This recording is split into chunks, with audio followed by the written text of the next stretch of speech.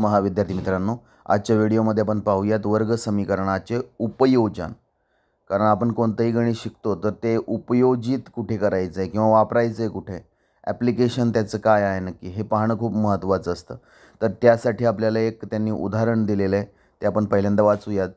तिवसा येथील श्री रत्नाकर राव यांच्या शेतातील काटकोन चौकोनाकृती कांदा चाळीच्या तळाची लांबी ही रुंदीपेक्षा 7 मीटर जास्त आहे आणि कर्ण हा लांबीपेक्षा 1 मीटर जास्त आहे. तर त्या कांदा चाळीच्या तळाची लांबी रुंदी काढा.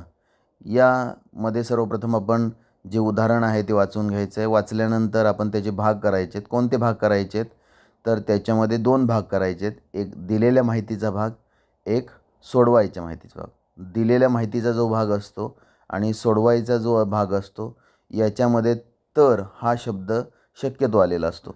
तर या ठिकाणी आपण पाहू शकता की या ठिकाणी तर हा शब्द इथे आलेला आहे आणि तर हा शब्द आलेला असल्यामुळे या ठिकाणी पहा, हा आहे तर शब्द. तरच्या नंतरचा जो आहे तो प्रश्न आहे आणि तरच्या आधीचा भाग जो आहे तो आहे दिलेली माहिती. मग तरच्या नंतरचा काय प्रश्न आहे? त्या कांदा चाळीच्या तळाची लांबी रुंदी काढा असा प्रश्न आहे. तळाची लांबी रुंदी काढा असा तो प्रश्न आहे. आता तळाची लांबी रुंदी आपल्याला काढायची आहे म्हणजेच आपल्याला लांबी रुंदी किती किंवा अक्षर काय हे माहिती पाहिजे. मग त्यासाठी आपण पहिलं वाक्य लिहिणार की समजा काटकोन चौकोनाकृती कांदा चाळीच्या तळाची रुंदी x मीटर आहे. आता रुंदी का घेतली? कारण रुंदी ही छोटी असते. छोटी असल्यामुळे लांबी येताना ती धनचिन्ह घेऊन येते. म्हणून लक्षात ठेवायचं नेहमी याच्यामध्ये जे छोटं असतं त्याला x अक्षर वापरायचं. छोटी लांबी रुंदी जी आहे त्याला x म्हटलं. तर आता याच्यावरूनच मग काय होईल लांबी? तर लांबी त्यांनी काय सांगितली आहे? 7 मीटर जास्त आहे असं सांगितलं आहे.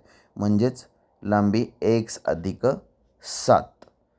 तसंच कर्ण हा जो असेल तो त्या लांबी आणि रुंदीपेक्षा लांबीपेक्षा 1 मीटरने जास्त. आता लांबी जी आलेली आहे ती आलेली आहे x अधिक 7 म्हणजेच रुंदी येणार, कर्ण येणार तो x अधिक 7 अधिक x 1 म्हणजेच x अधिक 8 या स्वरूपामध्ये येईल. आता हे जे आलेलं आहे याच्यावरून आपण आता काय वापरणार? तर यावरून आपण पायथागोरस वापरणार. पायथागोरस आपल्याला या कांदा चाळीच्या आकृतीवरून दिसून येऊ शकतं की पायथागोरस वापरण्यासाठी आपल्याला लांबी, रुंदी आणि कर्ण याच्यामध्ये जो काटकोन त्रिकोण तयार झालेला आहे त्याच्यामध्ये जो कर्ण आहे तो आहे x अधिक 8. म्हणून याच्यामध्ये काय होईल तर यामध्ये आपण जी रुंदी आहे तिचा वर्ग अधिक जी लांबी आहे तिचा वर्ग बरोबर जो कर्ण आहे त्याचा वर्ग या स्वरूपात आपण ते लिहिणार. आता हे फक्त आपल्याला सोडवायचं आहे. पहिलं x वर्ग आहे तो x वर्ग तसाच राहील. त्यानंतर x अधिक 7 कंसाचा वर्ग आहे. x अधिक 7 कंसाचा वर्ग करताना पहिल्या xचा वर्ग केला. त्यानंतर जे 7 आहेत त्याच्या दुप्पट करून xने गुणलं आणि 7चा वर्ग केला. अशा पद्धतीने ते येणार. या ठिकाणी पाहू शकतो आपण जर आपल्याला x अधिक 8चं करायचं असेल तर xचा वर्ग 8च्या दुप्पट 16x आणि 8चा वर्ग 64 अशा रीतीने आपण ते लिहू शकतो. हे लिहिल्यानंतर आपण सगळेचे सगळे जे आहेत ते डाव्या बाजूला घेऊन येणार. म्हणजे हे जे उजव्या बाजूचे x वर्ग अधिक 16x अधिक 64 आहेत ते डाव्या बाजूला घेऊन येणार. ते डाव्या बाजूला घेऊन आल्यानंतर काय होईल, जो x वर्ग आहे तो या x वर्गमधून वजा होऊन जाईल. म्हणजे फक्त उरून राहील तो x वर्ग. त्याचबरोबर हा जो 16x आहे तो या 14x मधून वजा होईल म्हणजे उलट वजाबाकी होईल आणि उलट वजाबाकी झाल्यामुळं काय होईल की ऋणचिन्ह येईल. त्याचबरोबर हा जो 64 इकडे धन आहे इकडे ऋण होईल. आता हे जर आपण सोडवलं तर पहिला x वर्गला x वर्ग येऊन जाईल आणि इथे उलट वजाबाकी आहे म्हणून वजा 2x उत्तर आलं. त्यानंतर 49 ही पण उलट वजाबाकी आहे म्हणून ऋण 15 हे उत्तर आलं. आता इथे आपल्याला वर्ग समीकरण मिळालं. म्हणजे सुरुवातीला आपल्याला हे जे दिलेलं उदाहरण असेल ते वाचून घ्यावं लागेल. हे उदाहरण वाचून घेतल्यानंतर त्याचे 2 भाग करायचे आहेत. एक प्रश्न आणि एक दिलेली माहिती. आता जो प्रश्न असेल त्याच्यावरून आपण इकडे x अधिक 7 म्हणजेच लांबी आणि x अधिक 7 अधिक 1 म्हणजेच कर्ण अशी आपण माहिती लिहून घेतली समजा म्हणून. आणि ती लिहिल्यानंतर जी काही दिलेली माहिती आहे, जसं की इथं कांदा चाळीची आकृती आपल्याला चौकोनाकृती दाखवलेली आहे, तर त्याच्यावरून आपण मग सोडवायला घेणार. त्यावरून आपण सूत्र बनवणार.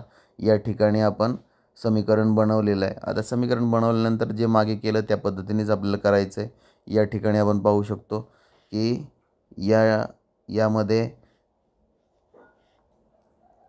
x वर्गचा सहगुणक शेवटच्या 15ला गुणेल.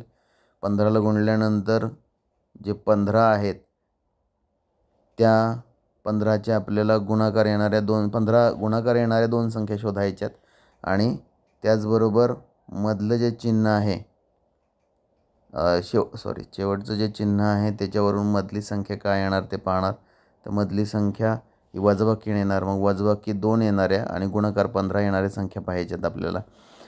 वजाबाकी 2 येणाऱ्या संख्या कोणकोणत्या असू शकतील? 2, 1, पण त्याचा गुणाकार काय 15 येत नाही. 3, 1 त्याचा गुणाकार काही 15 येत नाही. त्यानंतर 4, 2, 4 दुने 8च होतात.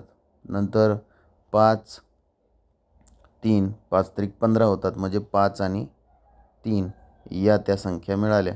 आता ह्या 5 आणि 3 संख्या मिळाल्यानंतर त्याचे चिन्ह लिहायचे आहेत.